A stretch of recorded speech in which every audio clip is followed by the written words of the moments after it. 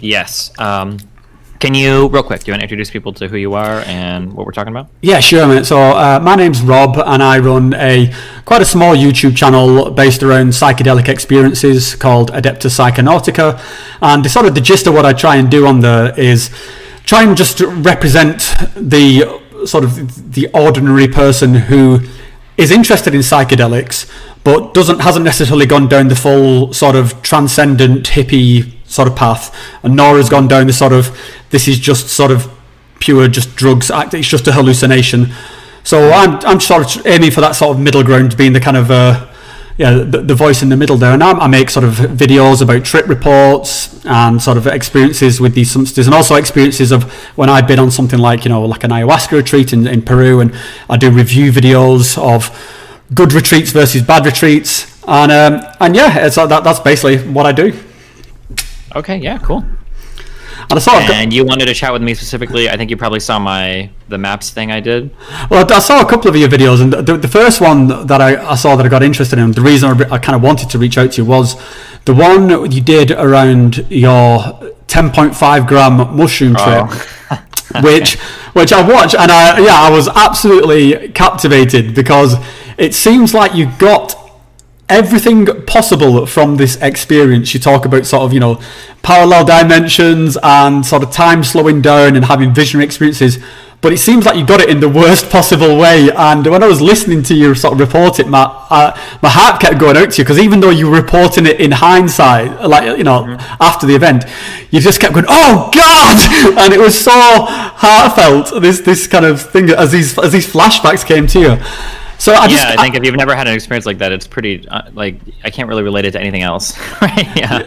So I just really wanted to sort of pick your brains on that particular experience, and also just sort of how you think about it in sort of hindsight. So I guess maybe like a good way of sort of kicking things off is like, what's your take on what you were going through there? Because it sounds pretty sort of hellish, and yeah, just what. Is it still as raw as it was as you described it? I would say that it's not quite as raw until I take another substance and I kind of flash back to it, depending on what I do.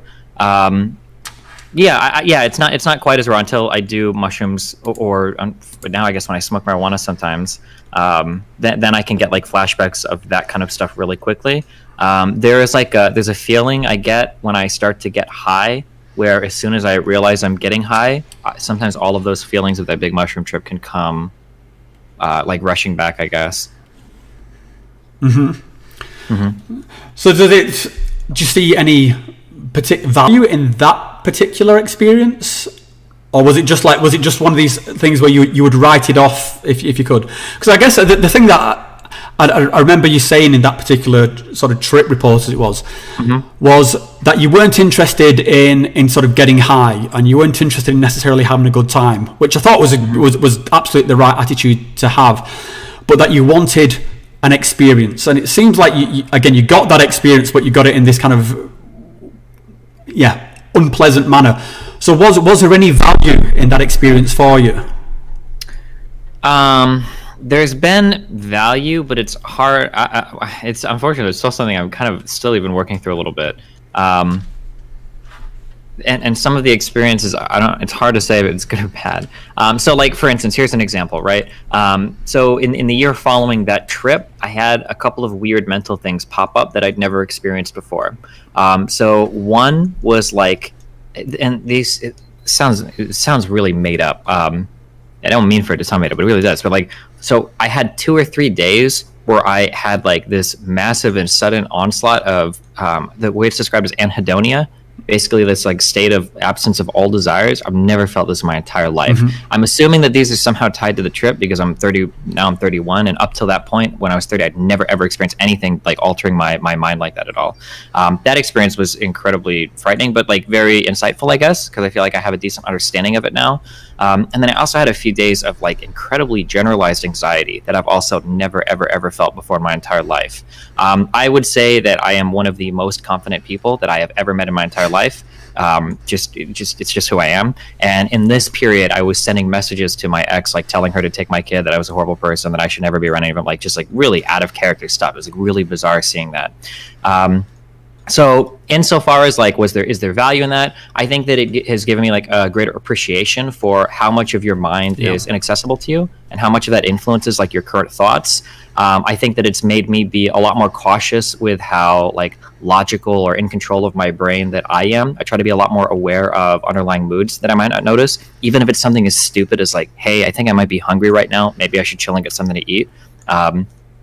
Like before doing like any big tripping, I would have assumed that like I'm pretty well in control of a lot of this stuff, but now I give a lot more credit to that like underlying current of like mood or vibe or whatever. So in that sense, I think there was some value there. I think that's what I tend to think is the value in these experiences. Is that certainly when I was, I'm 43 now, so when I was sorry, George, I would have described myself in this similar sort of very confident way where I thought I had everything sort of sorted. I knew my place in the world. I knew my beliefs. I was extremely confident in them and extremely good at sort of arguing on behalf of them.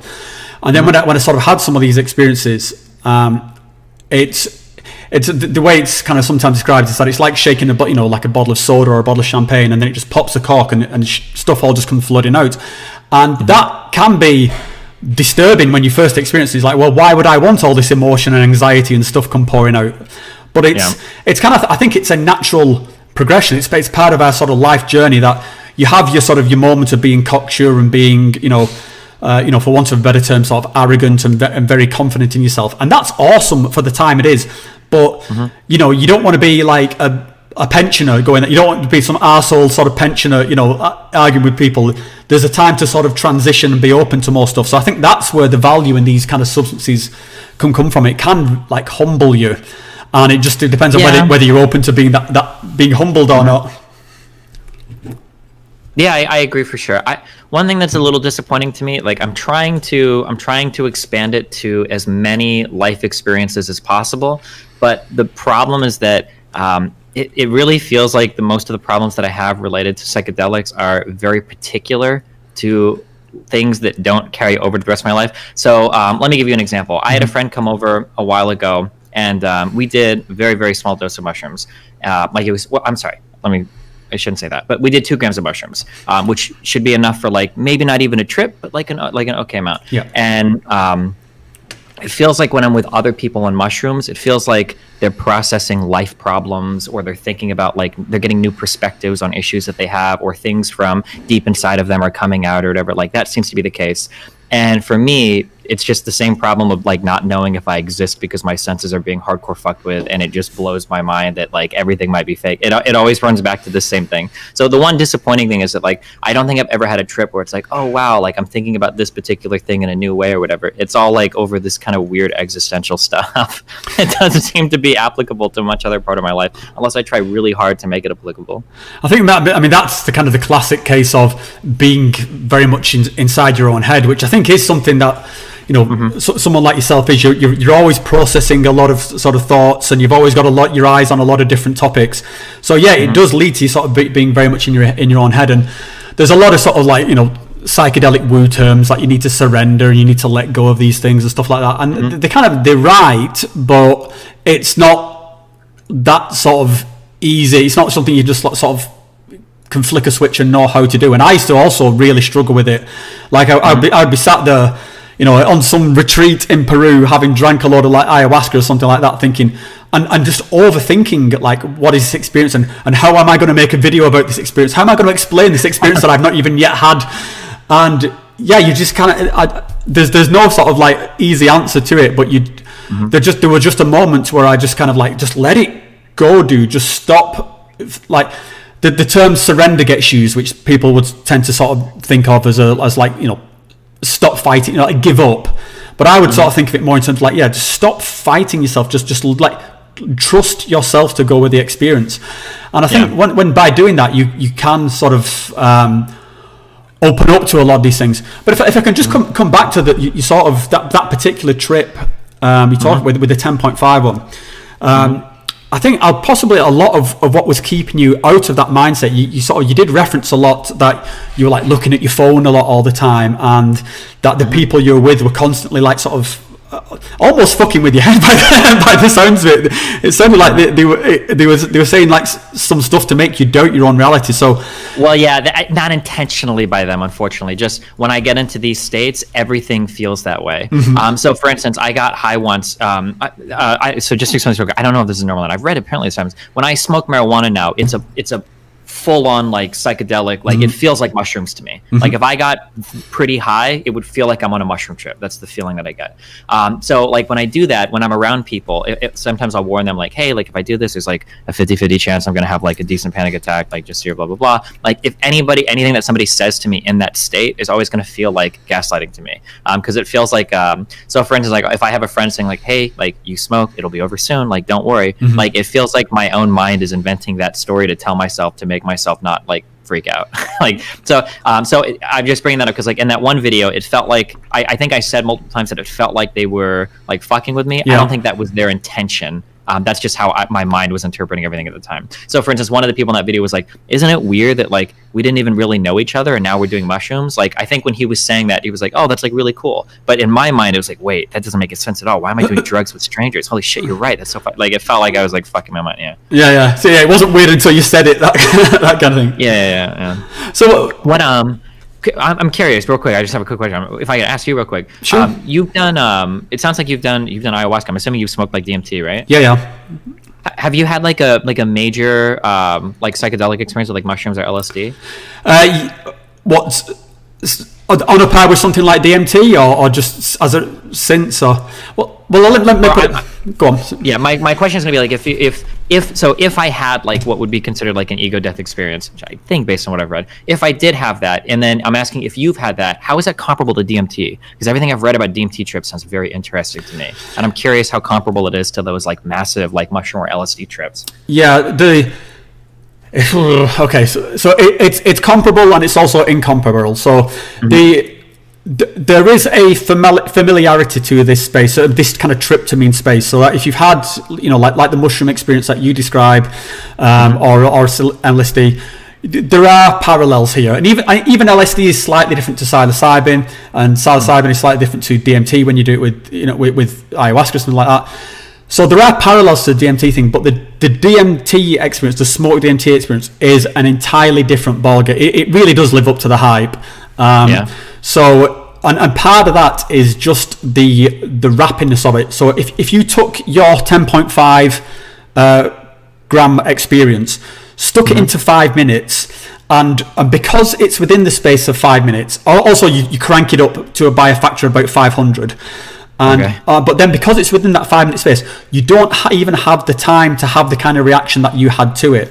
So as soon as the thought enters your head, wow, I'm in parallel universes, then that's already happened a million times, and now you're in some other state where you are now a comet on the outer fringe of the universe, and then that then instantly morphs into you are in communion with God, which instantly morphs into your ancestral lineage, and it happens just like a roller coaster is the best way of describing it. So there's no time for paranoia or even self-doubt. It's very easy just to have a complete sort of ego death experience where you don't even exist as a person. And then I've had experiences where it felt like I was there for years, but again, just being blasted through on this cosmic roller coaster, and then you're back in your body just saying, what the fuck just happened?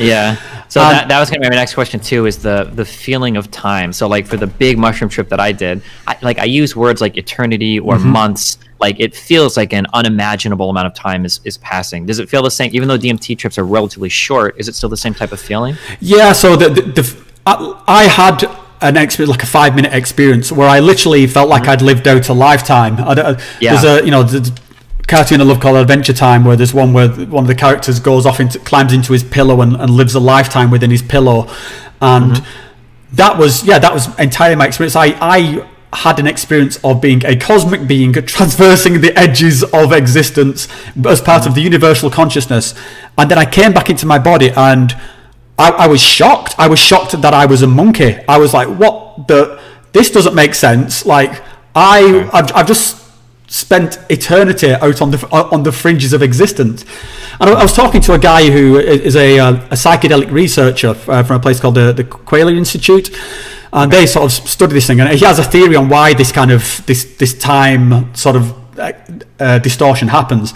And then he was saying that, you know, if we think of our brains similar to our sort of computers, and our perception of time is going into a kind of a recycle bin. So as of now, I'm talking to you, and each moment as it passes is going into the recycle bin, and so that I'm sort of freeing up bandwidth for the, you know, for me to be living in this instance.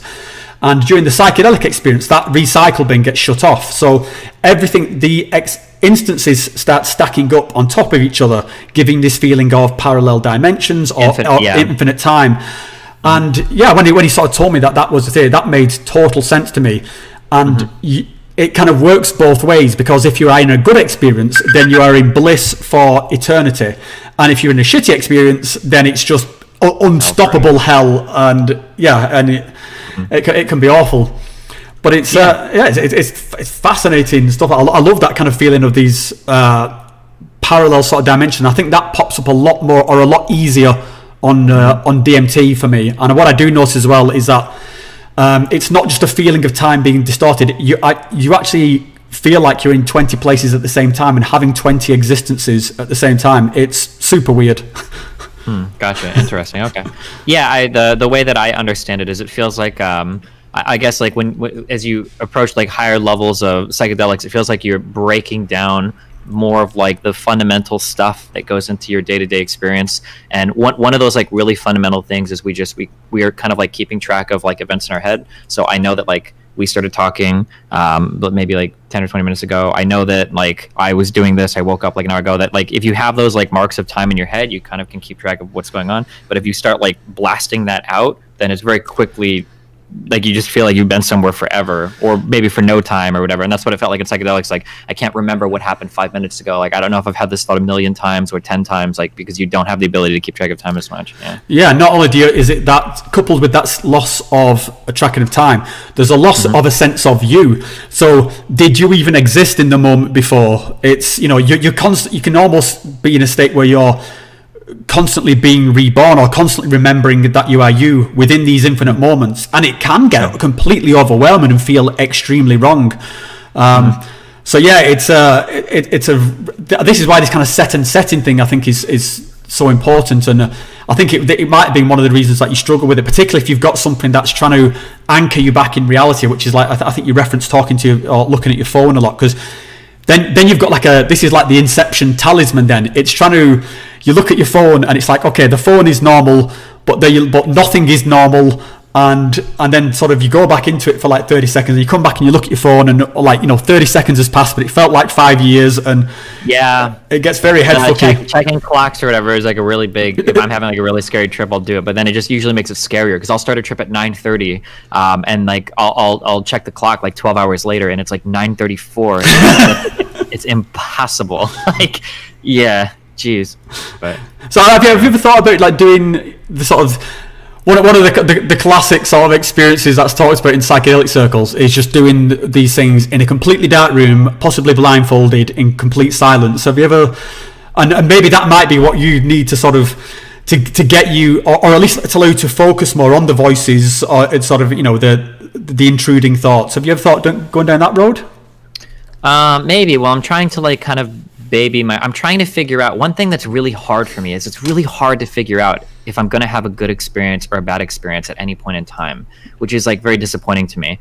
So for instance, I've done MDMA with somebody that I feel incredibly close to, incredibly comfortable with, in an incredibly comfortable environment. We don't have any problems. I'm like at one of my happiest points with this person in my life right now. Like everything's cool. But even despite all of that, MDMA is very, very slightly psychedelic. I think incredibly slightly. Yeah. As soon as that trip kicked in, like I had a incredibly bad feeling wash over me, where like I realized that I'm high, and I'm like, holy shit, this isn't right. This isn't good. I need to get up and move around a little bit. And it only lasted for maybe 20 seconds. But even on MDMA, like I still had that experience like very briefly. So it's hard. It's just hard for me to tell if I'm going to like freak out or not, I guess. Yeah. And then like I've smoked weed with people that I Like there was a person that I smoked with a while ago. I felt incredibly comfortable with them. We were having a super fun time. We spent like a whole week together. Everything was like super cool. And then we were going to watch a movie. We were going to watch a movie, Tavington, like a movie about a stuffed bear or whatever. And, yeah. And I smoked a little bit, maybe like 2 or 3 like decent puffs, not enough to get like ultra high. But as soon as I got high, I had like a 30-minute panic attack. And I couldn't believe it. I was like, I don't know why. It just seemed like so random. So that kind of stuff like really, bothers me. Yeah. So how would you sort of interpret like an event like that? Would you say when you have like something like a panic attack, is this just or even related to some stuff that went down in that mushroom trip, is this just purely like an unwelcome visitor that should be written off, or do you think there's anything there to sort of be explored? Like, is it just are you just on the receiving end of a random number generator that's, your mind's just firing random shit at you and some of it lands and some of it doesn't? Or do you think that there could be, a reason for this? Yeah, that's the hard one. Like, if I was getting like visions of like my mom dying or something, then maybe I'd be like, oh, I need to communicate with my family more, blah, blah. Like, I can understand that. But typically the reason why I feel bad, basically the stages of thought that I go through is this is what happens. I start to get high on a substance, and what it feels like is I've stepped back into another kind of dimension, and I've realized that, oh shit, this is what reality is. It's like some box in my mind where I invent stuff. I need to delude myself into thinking that like the world is real. I need to get back to where I was before, because this current area that I'm at is completely and totally fake. Every single thing around me is a projection from my mind, and I'm completely and utterly alone in this like space. Even other people that are here are just projections of my mind, and I don't like that. Like that's essentially like where I'm at, which feels bad. And then it's like this realization that like I can't trust my senses or my mood or anything because everything could be fake, and I have no way to validate it. Yeah. So I mean, that sounds like quite like a sort of traumatic experience. So just out of interest, what keeps you going back there then? What? Well, because it's not true. So I feel like I should be able to. I feel like I should, through like tiny exposures, I should be able to overcome that, because there are people that do way more fucking drugs than I have, that what you call them psychonaut, you obviously have, right? Have been to these other types of places, and you don't have these same issues with your reality being constantly undermined. So my hope is that through like tiny exposures of these drugs, that maybe if I can build up enough positive experiences, that eventually I'll be able to go back to these areas of higher experiences of more drugs, and I'll be more comfortable existing in that realm, and like, as you said, kind of like letting it go, letting it pass, and not having these horrible feelings while I'm there, I guess. Yeah.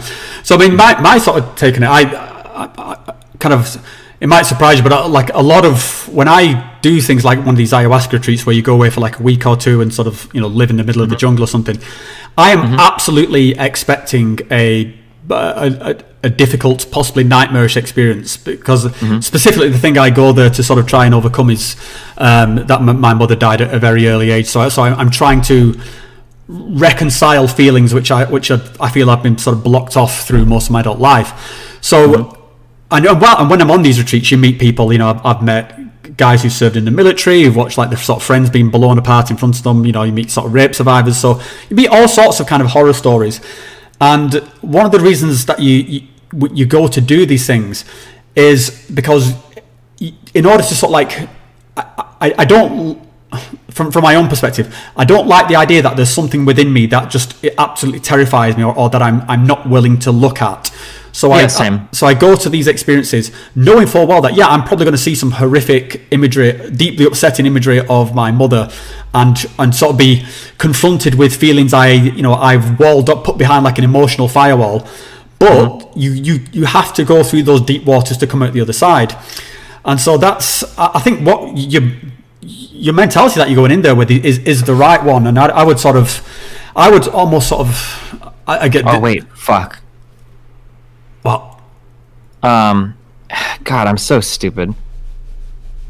I'm sorry. Hold on. Just give me like 2 seconds. Yeah, no worries, mate. Okay. Okay. Sorry. What was Keep up? Going. When I captured your camera, I just realized that I have my Discord on the screen. And I'm sometimes people say something, I respond to somebody, and I just realize that I could just be clicking through random personal conversations. I shouldn't be doing that. It's stupid as fuck. I'm very dumb. I just realized that. It had absolutely nothing to do with what you're saying. I'm sorry. Keep going with what you're saying. Well, yeah, difficult experiences. So yeah, you were talking about people. I'm sorry. I'm listening to everything you're saying. It's not like that you go through these things to process difficult experiences. You've got military friends. You said that you have issue with your mom dying at an early age, and that you go knowing you're going to have a difficult experience. Yep. Okay. I'm listening. I'm sorry. It sounded like I wasn't listening to anything you said. I was. I just realized. I just clicked something really dumb real quick, and then sorry. Go ahead. Yeah. No, it's no worries, mate. Yeah. So my point was just that I would sort of encourage you to sort of continue to explore that space, and that's sometimes a controversial thing because people say, oh well, if you've got something that's traumatic, you shouldn't head towards it because this is how people end up sort of having worse trauma. But that's a school of thought I subscribe to, and so that if you have a part of yourself that you're not comfortable with, and that it's sort of, I would sort of recommend is sort of let that come, and if it does sort of come over you and that you start doubting sort of reality or your place in existence or whatever, maybe that's something that you yourself need to go through. Yeah, I guess like the only thing that bothers me is I wish it was related to stuff in my life. Like I feel like I've had. So something I'm always worried about is I feel like I've had relatively traumatic experiences growing up, but they don't ever seem to bother me. And I've always wondered, like, do I bury that, or have I truly like gotten over it? But I've never in my entire life of ever doing psychedelics, or I've had 2 really massive mushroom trips, never in any of these has any of that past stuff ever come up. Like the only worry I ever have is just like, am I real? Do I exist? And like that's it. And that I guess that kind of bothers me, I guess. I had a similar sort of thing. So I used to see the kind of the emotional firewalls that I talk about. I used to think that was like a position of strength, and I used to be really proud of myself for how immune I was to sort of psychological stress, and how sort of how confident I was, and all this stuff happened to me, and it was just water off a duck's back. It never bothered me. And then it did, and it happened in sort of as I kind of approached 40. It was a classic sort of midlife crisis kind of thing, and suddenly all the things which I thought were a source of strength were now like a great burden to me. I had sort of relatives who would pass away, and I felt like I owed it to them to have some kind of emotional outburst. My grandmother would die, and I loved my grandmother, and I wanted to express some tears, and I couldn't. I just didn't have that emotional capacity, and so I kind of recognized that, okay, maybe I need to like undo myself a little bit here, and I really have to sort of challenge myself. So I did the same thing. I went looking to psychedelics, and I was like very much in my head like, okay, I'm gonna face dead mom. I'm gonna face dead mom. I'm gonna I was getting fixated on how I was gonna smash it out, and by doing that I got nowhere, and it took a long time of me to be able to get this kind of to this state of surrender that I talk about. And again, there's no sort of easy roadmap for it. But it was just, I just got to a point in my life where I just felt like I was just emotionally retarded, and I didn't want to pass that on to my kids. I wanted to sort of make sure that, I was being the best parent I could be and the best husband I could be. So I felt like the way I need to do that was just, to shake up that champagne bottle I talked about and just let it sort of spray out. And in all honesty, I think it has helped. But I do think there are sort of, I think there's just a certain point in your life when you're ready for it, and maybe without again, not sounding like some sort of elitist gatekeeper, but maybe it's not at that point where you're ready for it yet, mate. Yeah, maybe. I don't know. It's really hard to. One of the hardest things is probably to be honest with yourself. A lot of people delude themselves into thinking a lot of things, and obviously none of us ever think we are. So I don't think I am, but it's hard to know truly, right? I do try to actively, like, since my psychedelic experiences all revolve around pretty like non-related to life questions, I do try really hard to take as much as I can out of these experiences, since I'm not going to walk around questioning reality too hard. And I think I have discovered a few things that I don't think I would have otherwise. So I had another accident. I had an accidental, really massive trip. I think about 8 months ago, me and my fiance were taking mushrooms. They were crushed into like the little pill forms, and I think we'd gotten about 2.5 hours in, and we'd felt nothing. So we thought they were dead. So the classic idiot thing of eating more and more and more. And then about 8 grams in, I started to feel it, and then I really started feeling like, oh shit, I fucked up really hard. And then that was a really massive trip. But something that I had realized throughout the trip is So like this is kind of weird. So we might maybe be very similar. You might be me 10 years from now, because I also to some extent in my earlier life saw not as much in the past 5 years, but definitely 10 years ago I saw like my emotional disconnect and coldness as a great source of strength. Because especially in what I do online, holy shit, it's very helpful. But something that I realized was that when I had my first huge mushroom trip, I was left with this horrible fear that like reality was fake and everything was not real and blah, blah, blah. And that seemed really scary to me. But I don't actually think that was scary to me. When I had my second massive trip, what I realized is that the scary thing wasn't that everything was fake, it's that there were no other people. And it's the idea of like being stuck alone in an area indefinitely is a horrifying thought to me. And whether or not things are real or fake, like if there are other people there, it's actually okay. But the idea of being stuck in an area alone, so it kind of showed me that like my connections with other people are quite important in my life. That I can't, like going it alone or having no friends or family or whatever is like probably not a good way to live life, because it seems like something that inherently or internally is very terrifying to me. I mean that feeling of sort of loneliness is I've had that in one experience where I've just hit by levels of loneliness I did not even know were possible, and it is absolutely sort of terrifying.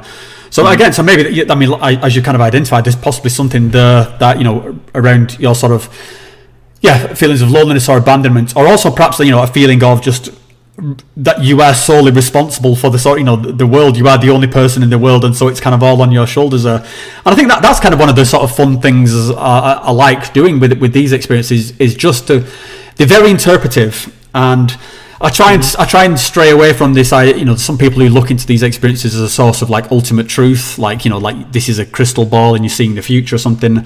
I see it more as kind of like sort of Jungian psychoanalysis, in that it's very, there is meaning there. I guess actually, I mean, this I'd like to put this question to you.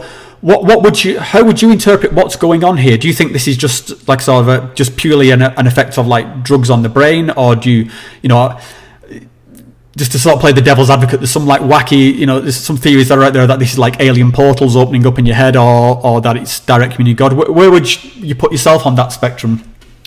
Man, this is really embarrassing to say, but I wonder a lot more about like post-death stuff. I feel like I appreciate a lot more my conscious experience. Before I was, and I still am to a large extent, like a very empirically driven person, but I don't take for granted the fact that I have a conscious experience as much anymore. That's something that means a bit more to me now, because it seems to be relatively phenomenal that you're like a thing that experiences things and thinks thoughts. Like it's such a phenomenal thing that like I can't even observe that, even in other human beings. I don't know if that's true. I just have to assume it because it's so unobservable to me, which makes me wonder about other potentially unobservable things. When it comes to how I view like psychedelics, I think at this point I still do think like this is a drug, causes a reaction in the brain, and that's what it is. But even if that is all it is, breaking down your perspective on things, perspective with a capital P, like your conscious experience, breaking that down and being able to step back from that is like a whole otherworldly experience. After my first big mushroom trip, the number one thing that I thought coming out of that was this was absolutely not a spiritual or godlike experience for me, but I could totally understand why somebody would say that it is 100%, and I wouldn't criticize them for it. That's kind of what I have. So I'm more or less on the same page. So I definitely lean more towards that this is there is some sort of biochemical effect. When we're taking a substance, we're having an effect from the substance. But I sort of tend to think that this is then, I mean, the experience itself is completely loaded with meaning, and I don't believe that it's some kind of just some sort of random crazy shit that's happening. I think whatever's coming to the surface, I mean, it's certainly influenced by the setting that you're in. So if you're watching some sort of film, that'll start getting integrated into it somehow, or if you listen to music, that gets integrated. Yeah, sure. But if you're just on your own in a dark room, then it will be it is you. You are taking a journey into you, and so I think a lot of this stuff is like sort of archetypal.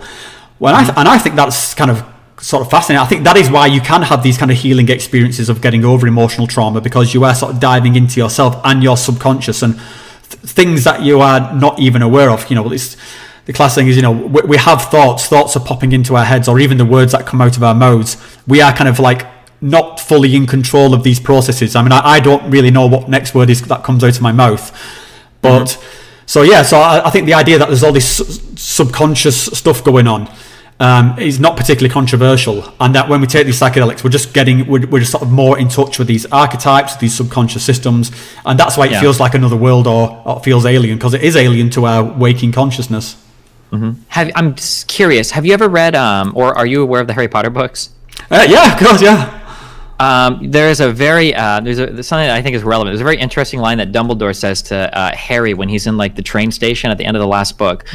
Harry asks him some question about is this real or is this all in my head? And Dumbledore responds with, well, of course it's all in your head, but that doesn't make it any less real. And that's kind of how I would view like these types of trips. Like, yeah, like it might just be a chemical breakdown of stuff going on in your head. It might make it blah, blah, blah. That could all be true, but that doesn't mean that there's any less meaning in it. And it doesn't mean that there can't be like some great insight to be found there. And it doesn't mean that that can't be like some shared experience that all of humans have, because we do share like a similar biological foundation or anything like that. Yeah, absolutely. And that's certainly in line with my own experiences. So, and I have to be sort of careful with my wording here, because I do try and present myself as kind of like, a rational sort of skeptical person interpreting these experiences. But I have had these experiences of being in communion with, like, you could call it God, or you could call it like the higher power. I'm not saying I necessarily believe that there is some sort of fluffy figure in the sky. This God could have been a representation of myself as my own higher power, my own goals and objectives.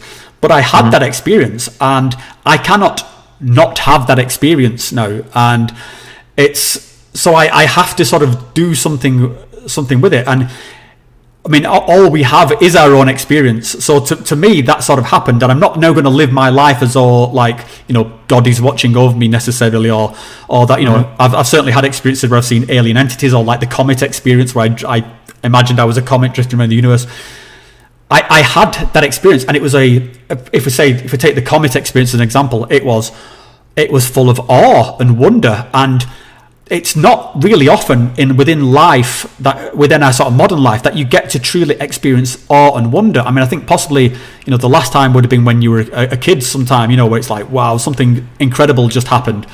But as an adult, we don't really have those experiences. So that's what I think the benefit is of these things, is that, ultimate gratitude, ultimate awe, ultimate wonder, communion with something that you feel is bigger than yourself, even if it is just you. And it's as real as if I bang this table now. It's then you can go down a whole sort of slippery slope of what is consciousness, and is all reality a thing. And I'm not particularly interested in that. What I'm kind of interested in is that I know I am having a conscious experience, and I want to make this the best conscious experience I can. I want to sort of try and make it as a positive experience in line with my own goals and objectives, and make sure the people I love are I'm having a positive influence on them. So it's as real as any other experience in that sort of terms. But then again, within my circles, you do get a lot of people who sort of take it a step further and will then sort of claim, it is actual reality, and so that there's a kind of blending of subjective and objective, and so you start getting all sort of people who I think are a little bit sort of out there, where they start claiming about being able to heal people, heal all diseases with their mind, or be able to sort of are telepathic or stuff like that. And that's the kind of the voice I try and sort of debunk a bit within my channel, is like, because I think these experiences are so amazing within themselves. I don't think they need like any bullshit bolted on top.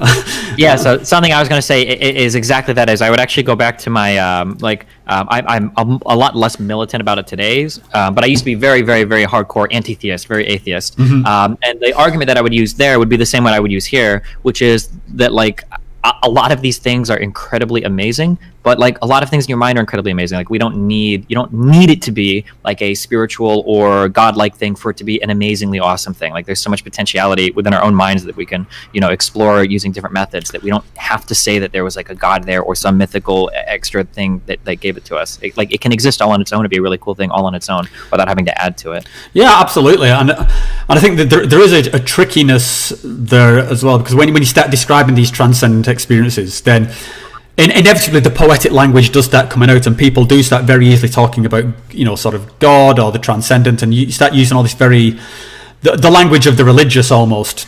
And yeah, for sure. And so it's understandable how some people fully slip into that mode of zealotry almost around these substances, and I've certainly met people who've gone sort of jumped in feet first, and I always shy away from that. I'm always sort of like, no, bring it back, sort of ground it in your human experience, because this is where the real sort of value can happen in this experience here. Because if I'm spending the next 6 months staring at the wall, dribbling in the transcendent, that I might be having the best time of my life and feel like I'm having some kind of amazing spiritual experience, but to my wife and kids, and I'm just useless. That's there's no, or if I'm gibbering like one of these crazy people saying it's aliens, it's the aliens are here, then I think that's just completely missed the point of what's going on here. Yeah.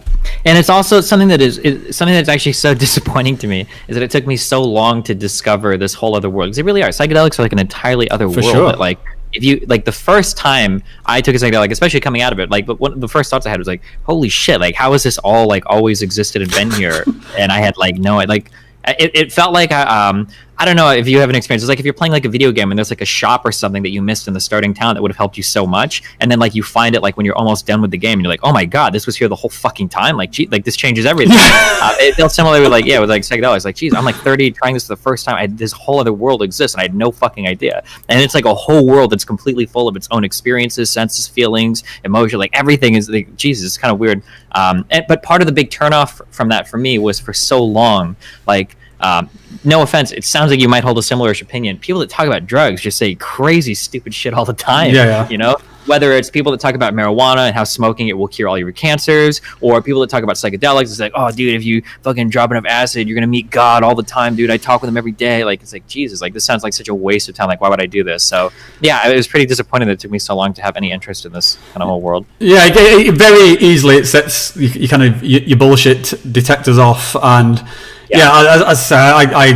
I really dislike in my sort of like psychedelic circles. I am probably like perceived as being some kind of like ultra right wing, so not right wing in terms of psychedelic, just because I'm constantly like saying no, guys, bring it back to reality. The transcendent is over there, but you've got to make use of it here. And they're like, no, it's all the same. It's all you've never had an awakening, and so. I seem like I'll get called like a materialist, or like like I've got some sort of hard on for science, and I'm just as passionate about these transcendent experiences as anybody else is.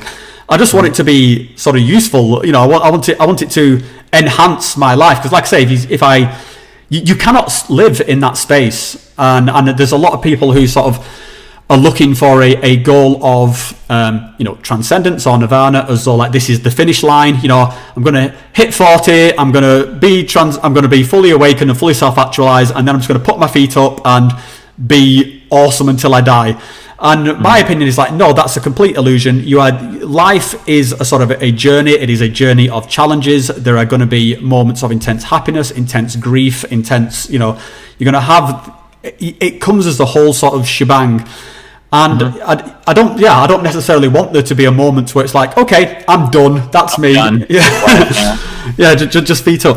But if I could just come back to what you were saying before about the sort of the spiritual aspect, because I'll put my cards on the table. I was like sort of militant atheist, so I wasn't like predisposed at all to be looking for the transcendent, or to be looking for angelic figures or whatever. But I was, like I mentioned, I was looking to heal from it. I knew why I was trying to resolve some of this trauma, but then I ended up having these kind of sort of spiritual experiences, and I would say that the spiritual experience, without sounding like a complete wanker, the spiritual experience is almost as much of a cricket bat in the face as the discovery of psychedelics themselves, because I was like, holy shit, there is like another level to this, which I didn't.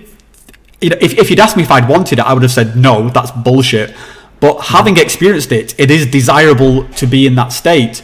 And I don't want to say spiritual. I don't mean necessarily like I'm on my hands and knees worshipping or whatever like that.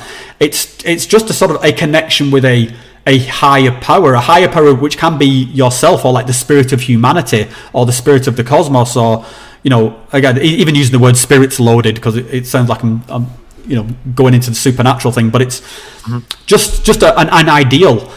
And I think when when you feel like you're aligned with that ideal, just like when you're with a partner, you can be with in a relationship with someone and be completely at odds, and the sex you have there's no joy in it. You're just sort of fulfilling your own need, your own sexual needs. Or then you could be with somebody you absolutely love, and you can just spend time with them and just feel completely content, and it's like another level of relationship, and it's and then everything else gets better. So I think that the spiritual aspect is, I wouldn't necessarily discount that sort of too much, again, without trying to sound like I'm evangelizing sort of too much. But do you think I know you sort of mentioned that you think there might be something there. Is it just that you'd sort of seen a possibility there, or? I would describe these as it sucks because a lot of these terms have been, I don't want to say hijacked by religion, but they kind of are. Well, they have, definitely. Yeah, they kind of exclusively, or they appear to exclusively apply to religious experiences. But it definitely feels like there is something there that is some common shared human experience, and it could just be because we all are made of the same stuff. And I think that doing these types of drugs can probably key you into that a little bit more. What more specific, I guess, are you asking in terms of that? I guess I was just asking if it's something you feel like you've experienced, or if it's something you would want to experience, or are you still in that sort of the kind of the state of mind where I describe, where it's like. I think to experience. Are you talking about wanting to experience like a oneness, or a spiritual thing, or what do you mean exactly? Yeah, I would say that is actually the same thing. The oneness is the kind of the spiritual thing. So even on sort of quite low doses of something like LSD or something, you start feeling a kinship or a oneness with just nature around you. I don't know if you've ever done it outdoors, but you do start feeling sort of connection with trees and stuff like that. And then that sort of escalates as you go through sort of bigger doses in sort of certain circumstances. So when you're in one of these ayahuasca retreats where you're in the middle of you're completely isolated, your phone doesn't work anymore, you're in a completely dark room, there's some dude just chanting at you for hours, and it does have an effect. It does sort of put you in a certain state of mind, and you start feeling that oneness amplified to 1,000,000. And I guess my sort of question is is that, does that sound appealing to you, or does your skepticism block you off from that? I've never had an experience of oneness. That's never been something that I've felt. Maybe in the future I'll get there. Usually it's extreme isolation. Okay. Yeah, I've never actually felt the oneness before, unless maybe I felt something that other people would describe as oneness. So the closest thing that I can think of that could possibly be oneness is on that very first, that 10.5 gram trip, and a little bit on my 8 gram one. When in the beginning part, I would say it must be in the first maybe 2 hours when that starts to kick off. If I close my eyes, I guess the first time it's moving through fractal tunnels of light, and kind of completely losing sense of who I am. I don't have control of my body. You could probably pick me up and carry me around and I have no idea.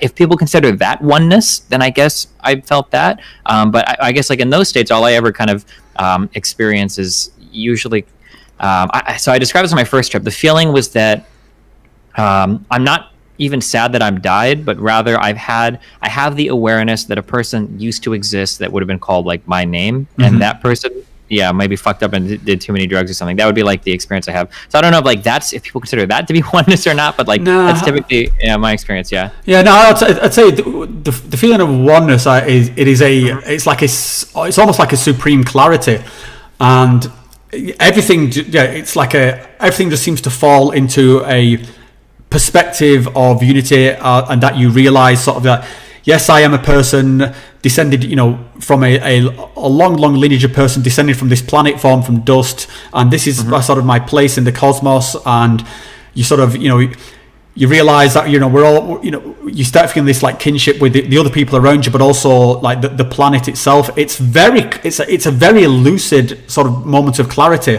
and the chatter in your head just drops away completely. And this kind of, so it's this. So the closest that I've had to that is during both of my big trip experiences. It's so hard to explain this. This area is so cool, but I don't know how to get there every time. But it feels like on a major trip, for mushrooms, the journey up and down is pretty fucking harsh. But it feels like sometimes I will plateau in these areas where I will break through with what feels like extreme lucidity, but it's in a totally fucking other dimension. Yeah, this happened on my first trip. I remember there was a girl that I was talking to, and there were moments where it's like, oh shit, hold on, I'm extremely lucid right now. Where am I? What am I doing? What's the important thing here? Am I having an important conversation? Like, it feels like I'm processing things as a normal human, but I'm like a totally different universe doing it. If that is it, then maybe that might be a little bit closer to that feeling of unity. I think on my first big trip, though, during I had two moments like that. One was talking to this other person, and the other was talking to myself in a mirror in a bathroom. But in both of those moments, I was trying to figure out if I had killed myself trying to prove something to myself for my stream. With something, because like when I did the massive drugs, it was in response. A lot of people were talking about like ego death will help you, blah blah blah, and it sounded so stupid. And that's why I like did so many. I was like, this is dumb. Like, let's just get mushrooms over with. Like, I'm sure I'm just gonna be really high and laugh for a while, and it's whatever. And yeah, during those two very lucid moments of my trip, I say lucid, but I was very fucking high. It felt like I was kind of talking through and working through. And those moments are so cool because on the way up and on the way down, on the way up, things are like. It's so hard to describe this, but like when I'm tripping, things look very three-dimensional in ways that they don't normally. Like, I'm getting an extreme sense of like three-dimensionality, and then also there's like a lot of weird, like little weird light things are happening, everything, and it's very crazy. And then also like I'm gonna be totally in control of my body. It might be that I get stuck in thought loops that are really cancerous or really bad, and I hate getting stuck in those. Like, oh god, if I thought this was, oh shit, if I thought this was like that. But in these breakthrough moments, all of that is completely gone. I feel like a totally lucid 100%. Like I could get up and walk around and live a life in like another dimension. So all of that is gone. You're just like in a plateaued in a part of the trip that's like incredibly interesting. Those moments I have experienced. Those are incredibly awesome to me. Maybe those are moments where people experience great oneness or whatever, but I was thinking of other things or working through other things at the time, so I didn't get to have those thoughts. But yeah. Yeah, well, I would say if you were in an environment where you could sort of stay in that moment or sort of carry on with it. So this is again where like being out in nature or being on a retreat is really good because there's just no disturbance. It's just you and that moment, and you can sort of really explore it. But yeah, what sort of what you mentioned about the sort of the lucidity of that moment, because when you're on the way up, there is a kind of a drunkenness, a highness to it, and then it's mental chaos. But and then the wave kind of breaks into this moment of clarity. So yeah, maybe that's something to sort of to explore there. And there was something around but when you sort of talk about things becoming 3D on the way in. This is one of the things which, if you do get around to trying DMT, it just takes that to a next level. And I've sort of referred to this as like the cosmic Lego, because that 3D, that sort of parallaxy sort of light popping around you that you get on magic mushrooms, what you see on DMT is the complete disintegration of the world around you in like 4D telepathy, and then the complete reintegration of this this new cosmic realm of like everything you hear Joe Rogan talk about in terms of like crystal temple stuff. It's absolutely like that. But again, that language doesn't do it any justice at all. Yeah, of course, which sucks, because if I try to explain anything related to this to my audience, you sound like a fucking lunatic. And it's tricky. That's kind of like the challenge of what I'm trying to address with my channel. It's that language doesn't do it justice. You're talking about like 12-dimensional objects within sort of monkey language, and it doesn't work at all. But you have to do your best and put some sort of fluff and some poetry around it. And But one of the things that psychedelics made me very aware of is there's a term in I've talked about this a lot in this term. There's a term in philosophy called qualia. Basically, like an experience of something. And you truly, a lot of people don't realize this, but you can't actually tell anybody what anything feels like. You can't actually describe a feeling to anybody. It's actually impossible. The only thing you can do is you can describe things that feel like it and hope that they've had that shared experience. So for instance, if I try to explain like what does softness feel like, I can pillows are soft, cats are soft, your hair could be soft, your skin. But if you've never felt any of this, you just have you actually don't know. You cannot communicate quality from one person to another. So generally, this isn't a problem because we all have like a shared set of experiences. If I tell you like the stove is hot, well, you know what hot things are like because you've felt hot things before. But when we talk about like trips, well, if you've never had a psychedelic experience before, like it's hard to I don't even know where to start there, in terms of describing that to somebody else because they have no foundation to even work off of. Yeah, it's I would say it's like next to impossible, and so it's it's poetry basically. That's the only way you can sort of do it. You're saying this is. I am saying words now to invoke something in you, which is something like this, but it's nothing like it. And then it sucks too because especially again you sound pretty similar and me, I'm a very empirical person, so as soon as people start talking poetry about something, it's like, okay dude, sure, because it makes it because when you're experiencing it doesn't feel like poetry. It's very fucking real. What you're experiencing is more real than real. It is incredibly a very real, very grounded experience when it's happening. So it sucks that you have to make so many allusions to more artistic things in order to get people to understand, and then even at that you don't truly get the understanding until you've actually done it. And that feeling of sort of it being more real than real, it's so slippery because you have one of these moments of supreme clarity and the universe just clicks into place and all makes sense, and you're like, I've got it. I will remember this forever. I cannot wait to tell people about this. And then within moments, it's slipping away, and your language is reverting back to sort of I can't quite.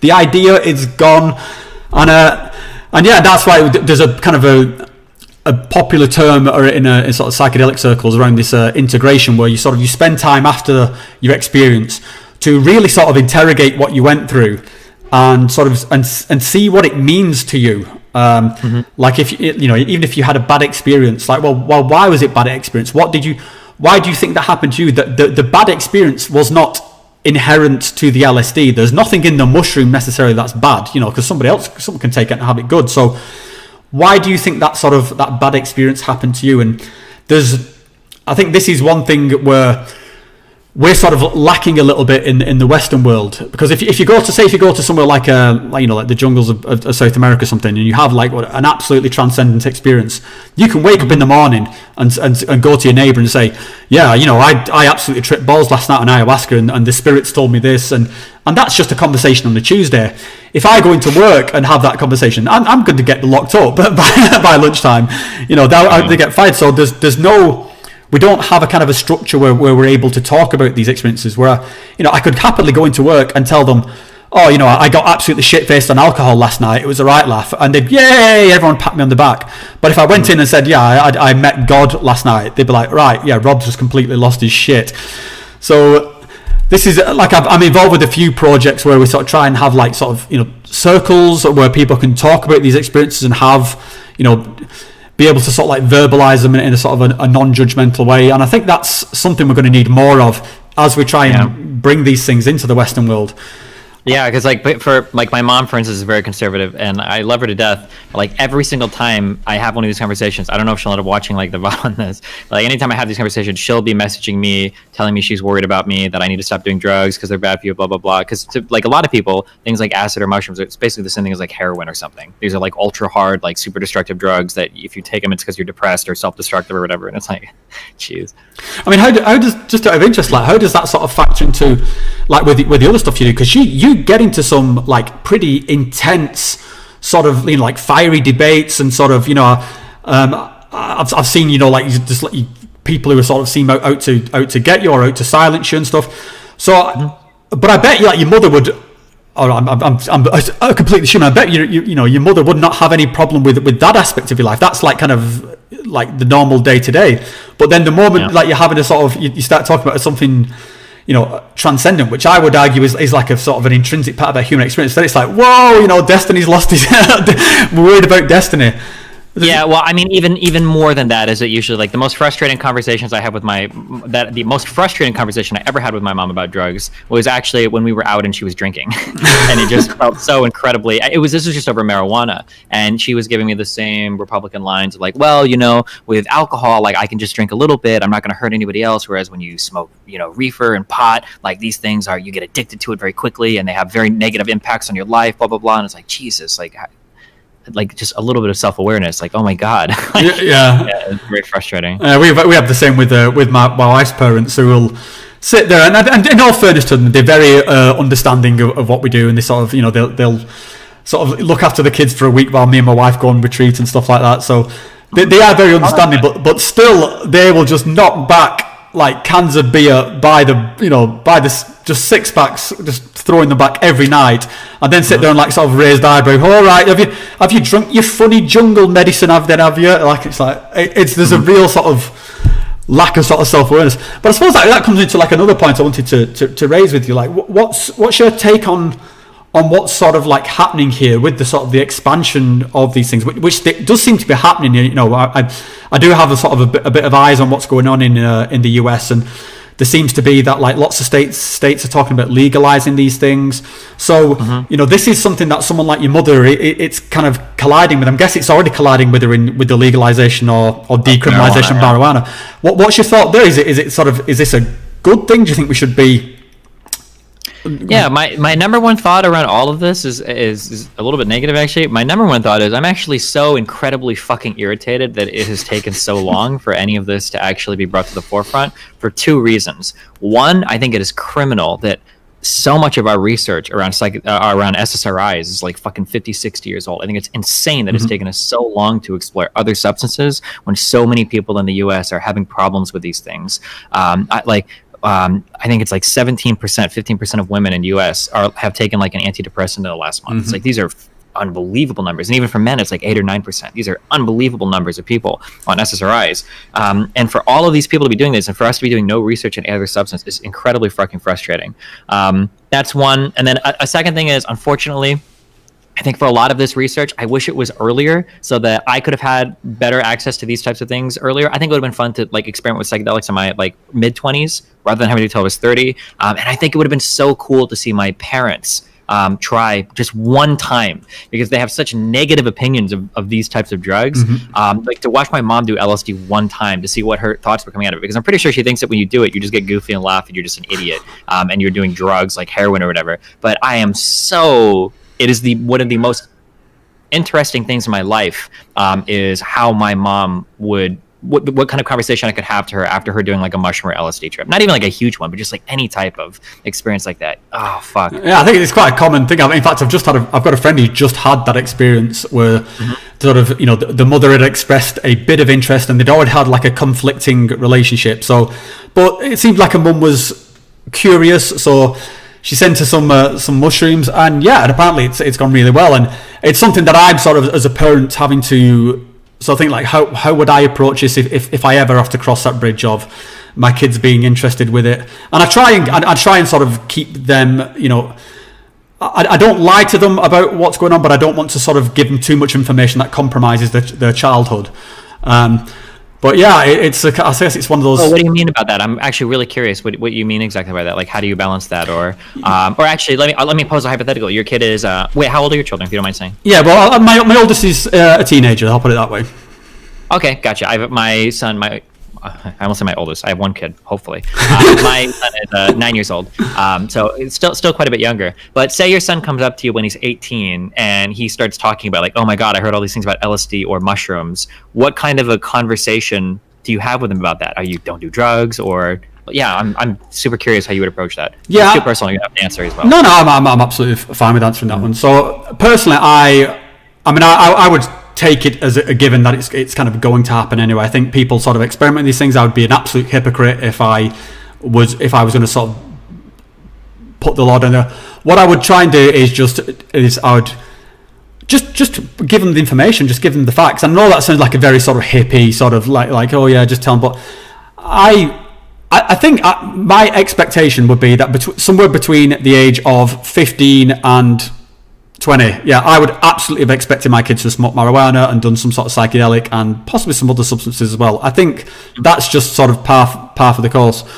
I think I first tried LSD when I was like 15 or something like that. No, I'm not saying I'm not advocating for that, and I certainly don't want to push anything onto my kids. But again, I'd want them to know that if they got themselves into some sort of state, that they knew they could come home and that they would know the sort of situation that it wouldn't be sort of judged. It wouldn't be. I'd rather they were here with me rather than sort of freaking out somewhere in the street. But in terms of how I sort of approach my own sort of use of these substances with them, so like when we do something like a retreat, then we sort of tell them that we're going on retreat and that we're trying to we tell them that we're doing this thing called ayahuasca, which again, and in the countries that we do it in, it's not illegal. We're not up to anything sort of nefarious. It's just a shift in culture, and and they say, Daddy, why'd you do this? And I say it makes me feel better. It's something and I explain to them about my own sort of childhood again without sort of giving them too much information to sort of compromise them. But I'd say sometimes you need things to sort of to help you process things. So I think they kind of understand that, and in a weird kind of sort of like unexpected benefit to me. It's typical for kids to rebel against their parents. So they rebel against me by just being incredibly square, incredibly like just completely disinterested in all this stuff, and they think it's completely lame. That all this talk of spirituality and transcendence is just complete bullshit. So in that way, as a parent, it's completely worked in my favour. And I think if it comes to it, and if there was a time when they were like sort of 18 or whatever, and they wanted to come with me and do a retreat, I would welcome that. I've no idea how that would play out. I can imagine that would be a challenge to any kind of parental-child relationship, but I think I'd be up for it. I think it would be the potential there is for it to be a beautiful moment, I think. Gotcha. Yeah. Okay, cool. Yeah, I was super interested. I would think I would be really excited if my kid, not now when he's 9, but earlier, wanted to explore those types of things. I'd be really interested in seeing his response to it and how everything goes with that. Yeah. So I guess from what you're saying before, like, you're sort of like you're completely in favour of this sort of decriminalisation and this kind of like expansion, or is there a point where you draw the line there? Like, so it's like psychedelics is. And I guess this comes to the label of drugs, which I think is completely unhelpful, because I think psychedelics and like heroin are completely different things. So just calling it all drugs is so silly. Yeah, I agree. Yeah. So would you just be is it just the kind of like the psychedelic marijuana stuff that you'd be interested in, or do you think there should be a complete decriminalisation across the board? Yeah, so my answer is really boring here. The way that I view all of this stuff is I'm incredibly empirically driven. My understanding, and if my understanding is wrong, my answer would change accordingly, but my understanding is that countries that legalize like extreme drugs, or places that have legalized like extreme drugs, you don't see everybody run out and just start doing heroin. Like, typically people don't function that way, and then the people that are addicted aren't really affected by the legality of it, because they're like, these types of addictions are mental health problems. No sane, happy human individual is going out and shooting up heroin, every day or every week. So yeah, in that sense, assuming those assumptions are true, I'm in favor of just legalizing everything. It doesn't make sense. Much the same way that I don't think suicide should be illegal, because that's just really weird, because generally mentally healthy people don't commit suicide, saving for end of life stuff, etc. I don't think that like heroin or these other drugs should be made illegal. Like, if people are having problems with them, then it should be classified as like mental health issues, and we should treat it accordingly. Just like making the drugs illegal, I think is a strange or bad step. Yeah, I guess I think there's probably like a labeling there around sort of like something being legal or something being decriminalized. So I would be absolutely for everything being decriminalized. I don't want to see I want to see people have sovereignty over their own sort of human experience. But then that would be a different sort of thing where I would hate to see particularly something like sort of heroin being available in every sort of shop where my kids get it. Especially when you're a parent, you start seeing through this filter of like, would I want my kids to be able to get their hands on this? Even stuff like psychedelics. I think that there's a danger there in something being too readily available. And I think we saw this particularly in Europe, because I don't know if you've ever heard of a substance called salvia, which I think is pretty readily available in the US, but in the in Europe it's really strictly controlled, because it is absolutely mind bending. And there was a point in time where this was like readily available pretty much in any shop. Like, if there was a shop that sold tobacco, you could buy salvia there, and kids were doing it and just getting completely fucked up on salvia. So I think there's got to be something there around like I'd like to see things regulated in some way, but certainly not criminalized. I don't want to see people like thrown in jail, for having a bit of weed in the pocket or that kind of shit. Gotcha. I mean, I guess if I was in favor of any kind of legislation, like, or in terms of like legalizing, decriminalizing, whatever, like this is the bare minimum that I would be accepting. Bare minimum. I don't even know if I would. At the very least, you'd be treated the same as alcohol, which is any 18, because Christ, alcohol can have such destructive effects on the mind, on the body, on relationships, on traffic. Like alcohol. If alcohol is any 18, 21-year-old in the United States can walk into a store and buy alcohol, I mean, like, you should be able to get a tab of LSD. Like, that's unbelievable to me. Well, what about... Especially now after having experience with these drugs. Like, the idea that I could go out right now and legally drink myself until I fucking die. I can go out and do it and kill myself in a bar. I could do it. But if I go out and spend $10, whatever, on a tab, 100 micrograms of LSD, I'm going to get busted for that, when the LSD experience is so much better, safer, and like less harmful to my body. When I say safer, I'm not going to go drunk drive or kill anybody, blah, blah, blah, or beat the shit out of my wife or whatever. I'm like, that blows my mind. It's insane to me. I can't imagine anybody having done LSD and drunk alcohol to come away from that thinking like, whew, man, after getting wasted last night and then doing LSD the day after, we got to do something about that LSD. That's crazy. Like, really? Yeah. I mean, I think the numbers there. I mean, if you take like the sort of the 60s as an example, and like how many people were supposed to doing LSD through the 60s and 70s, then and yeah, the typical horror stories of some guy jumping off a building and something. Yeah, these are disproportionate. Like the amount of people who are taking these things successfully. And even if these horror stories are to be believed, then I'm not necessarily even sort of true, just complete propaganda. But still, it's always like one case versus 10 million happy sort of customers. I think it's drunk driving. Yeah, exactly. So what would be your sort of thoughts around, like, if this was regulated through some kind of like a medical facility? Like you hear about these like LSD. I mean, at the moment, it's just kind of clinical research, but where you're checking into a facility to have a controlled experience. Do you think it should be that these things are just available for anyone, or would you? Like the controlled experiences, insofar as therapy can be like really cool, but I have had so many like awesomely, mind-blowingly fun experiences on psychedelics. And it's incredibly cheap to do so. If I want to go out to the movies with a girlfriend, we're spending $40 maybe between 2 tickets, popcorn, drinks, maybe more. If I want to, like, if we each have 2 tabs of LSD, that's like $20. That's like 12 hours of a full day of like entertaining stuff that you can't get anywhere else. And like, I don't know, it's just like, it's such an overwhelmingly awesomely positive experience, and it's like, it's genuinely sad to me that a lot of people have never even tried it like one time. Like, it's such a cool thing. The idea that it has to be locked behind like some pharmaceutical wall, or that it has to be locked in some therapy facility or some medical facility, like, I don't know. I think it should be, I think that anybody should be free to like have that experience. It's just such a cool experience. Yeah, in my opinion. Yeah, I mean, the argument from sort of like economic value that you're coming up with there, that was exactly where I was when I was a teenager. I was like, so you're telling me I can go and spend like $20 to £20 and get like a 6-pack and sort of feel like shit the next day, or I can spend like £3 and get a tab of LSD. I just have the most fucking awesome time watching the sunset. For 12 hours, yeah. It's like the value is just completely fucking like mismatched. So that's why I used to always put that sort of argument to my friends, like yeah, this just doesn't make sense. Like drinking does not make sense as a teenager. In LA, if I go out and get a mixed drink at like a restaurant or a bar, that's 3 tabs of LSD. Holy shit, these things are expensive as fuck. Yeah. The argument from this is like a new vector to get things legalized. It's just how much money would people save? How much better would the economy be if if people just did LSD instead of it? Something else that I really enjoy too, I'm going to be careful not to generalize here because maybe it's my own experience, but I've heard a lot of people echo similar sentiments. I really like that there is a feeling of completion from a trip as well.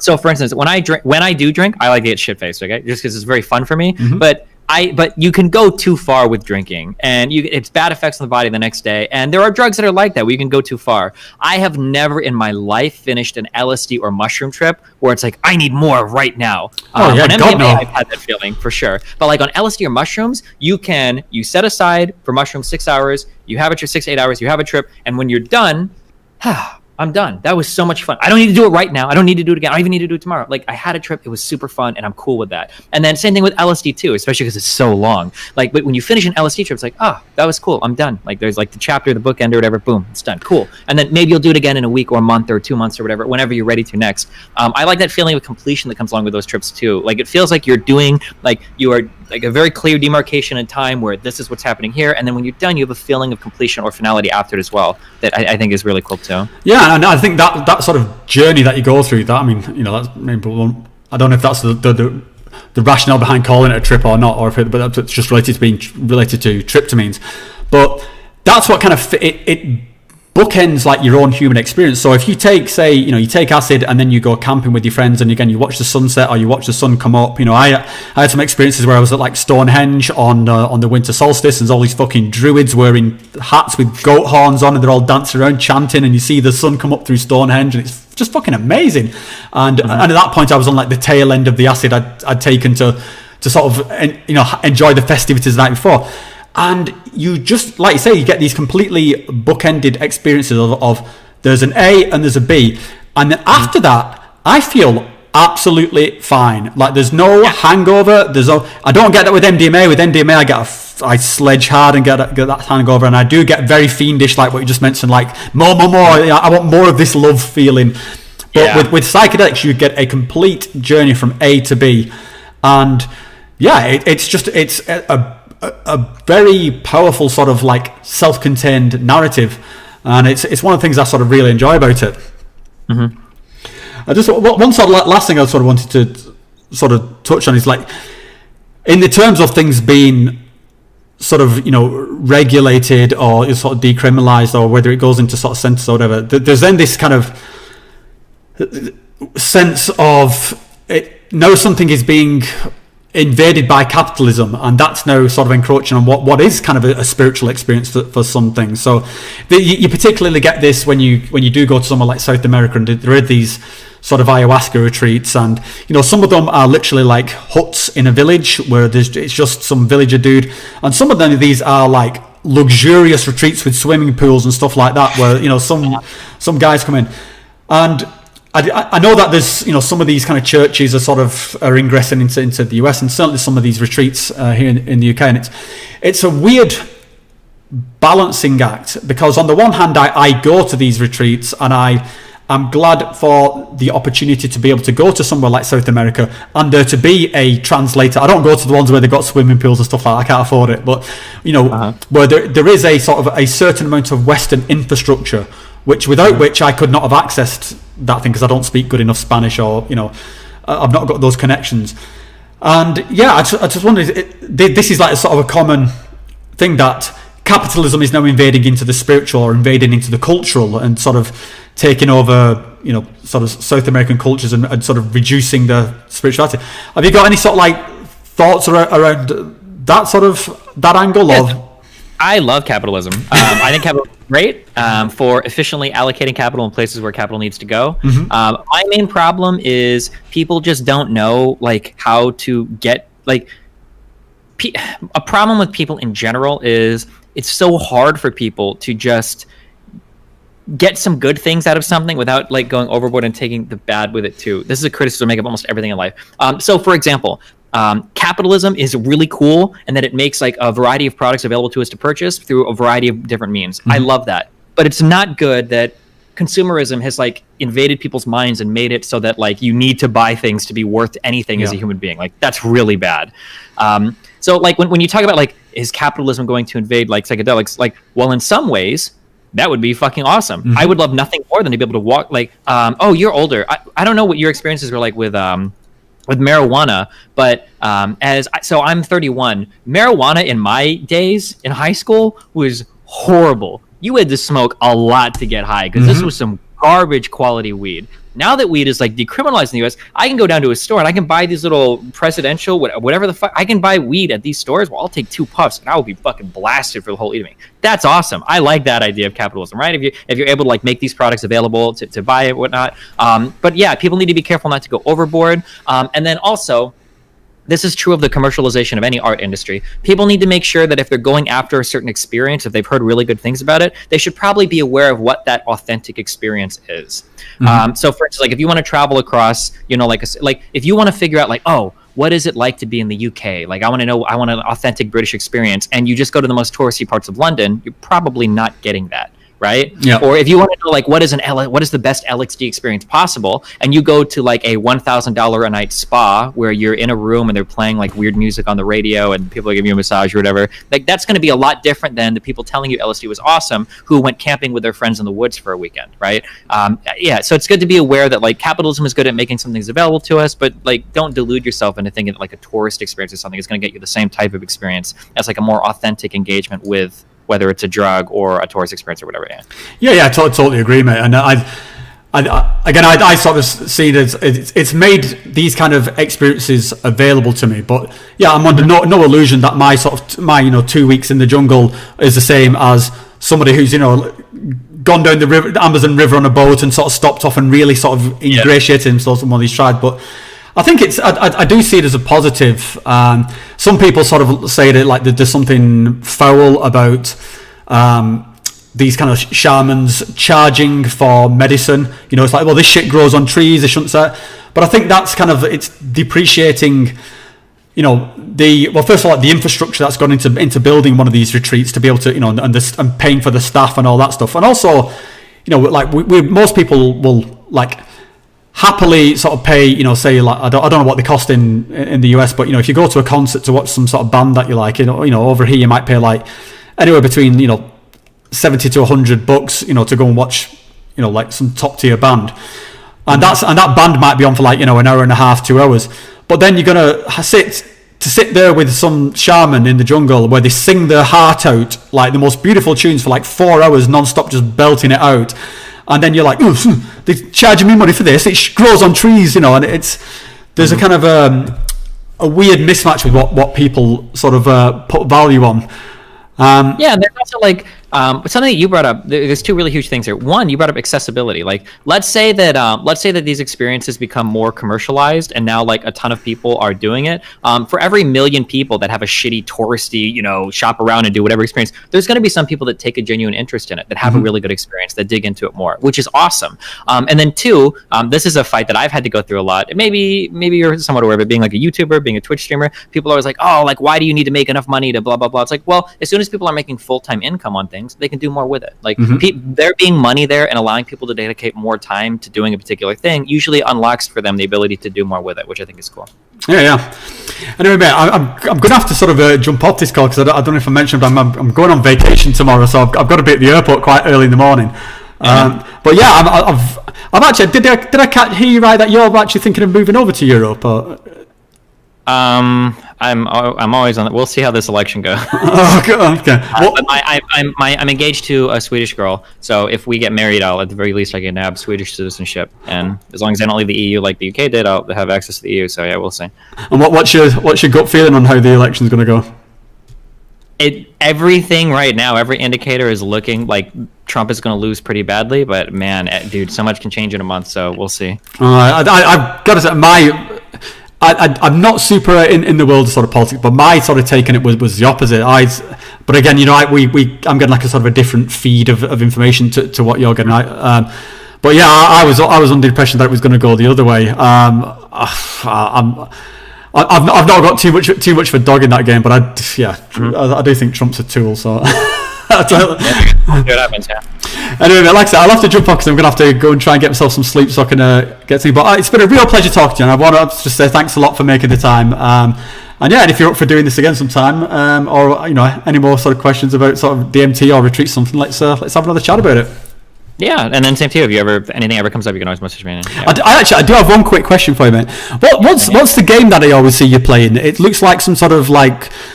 It's kind of like building a city top-down, sort of RTS-y looking game. It reminds me of a game I used to play when I was a kid called Colony, when I used to play on the Commodore 64, so like way back. But it looks like you're kind of laying infrastructure and stuff. Yeah, it's a game called Factorio. It's just like you just like basically you solve problems by creating more problems that you have to solve, and you just do that indefinitely, basically. Yeah. Oh, cool. Like logic puzzle building game, yeah. I might look into that. That's the sort of thing I sort of really get engrossed in those kind of games. Cool. Yeah. Right. Well, thanks a lot, mate. And yeah, it's been a pleasure. And have a good weekend or night or whatever. Yeah. See you, dude.